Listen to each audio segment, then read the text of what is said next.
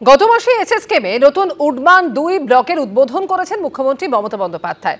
এবার বিজ্ঞপ্তি প্রকাশ করে সেই ব্লকে চিকিৎসা করাতে গেলে কত খরচ তা জানালো স্বাস্থ্য ভবন। বিস্তারিত জানবো সন্দীপ সরকার এই মুহূর্তে রয়েছেন আমাদের সঙ্গে।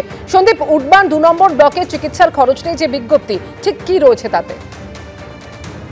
দেখো, সেই বিজ্ঞপ্তিতে বলা হয়েছে যে প্রাইভেট কেবিন, যেটা একজন রোগী থাকার মতো প্রাইভেট কেবিন, তার ন্যূনতম দৈনিক ভাড়া ধরা হয়েছে ৫,০০০ টাকা করে। তারপরে আছে প্রাইভেট কেবিন, যেটা ডিলাক্স স্যুট বলছে স্বাস্থ্য ভবন, সেই ডিলাক্স স্যুটের ভাড়া দৈনিক ৮,০০০ টাকা।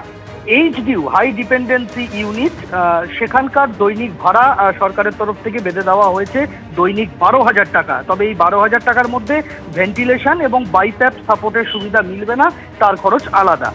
এরপরে যদি কোনো রোগীর আইসিইউ প্রয়োজন হয় তাহলে এই নতুন উডবান ওয়ার্ডে তার খরচ হচ্ছে দৈনিক ১৫,০০০ টাকা।